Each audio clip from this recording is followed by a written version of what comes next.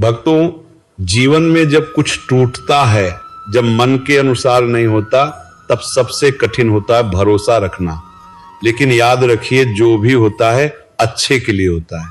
ये केवल एक वाक्य नहीं, ये ईश्वर की योजना पर अटूट विश्वास है। भगवान कभी हमारे साथ अन्याय नहीं करते।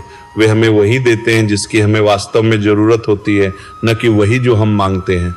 कई बार हम किसी रिश्ते के टूटने पर रोते हैं, किसी अवसर के छिन जाने पर दुखी होते हैं। हमें लगता है कि सब कुछ खत्म हो गया, लेकिन समय के साथ जब पीछे मुड़कर देखते हैं, तब समझ आता है कि वही टूटना हमें किसी बड़े दुहक से बचा गया था। ईश्वर हमें पहले संकेत देते हैं, अनुभव देते हैं, और जब हम नहीं समझते तो परिस्थितियां बदल देते हैं। जिस प्रकार सोना आग में तपकर ही शुद्ध बनता है, उसी प्रकार इंसान भी कठिनाइयों में तपकर ही मजबूत बनता है। अगर जीवन में संघर्ष न हो तो भक्ति गहरी नहीं होती, दर्द न हो तो प्रभु की याद सच्ची नहीं बनती।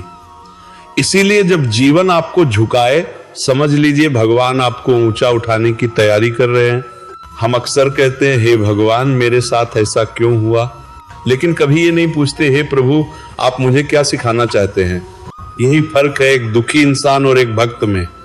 भक्त हर परिस्थिति में प्रभु का धन्यवाद करता है, क्योंकि उसे पता है मेरे साथ जो हो रहा है वह मेरे भले के लिए ही हो रहा है।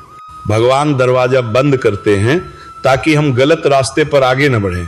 भगवान हमें अकेला करते हैं ताकि हम उनकी शरण में आए। भगवान हमें रुलाते हैं ताकि हमारी आत्मा जाग सके।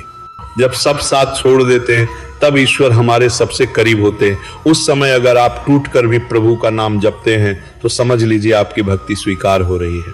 याद रखिए, समय कभी एक जैसा नहीं रहता। आज जो दुहक है वही कल आपकी सबसे बड़ी शक्ति बनेगा। आज जो आंसू हैं वही कल आपकी आंखों की चमक बनेंगे। इसीलिए धैर्य रखिए, विश्वास रखिए और प्रभु के चरणों में समर्पण रखिए। जो भी होता है अच्छे के लिए होता है, ये मानकर चलेंगे तो शिकायतें कम होंगी, आभार बढ़ेगा, मन शांत होगा और जीवन में भक्ति अपने आप उतर आएगी।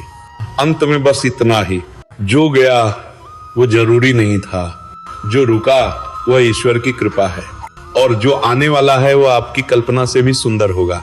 प्रभु पर भरोसा रखिए, क्योंकि जो भी होता है अच्छे के लिए ही होता है।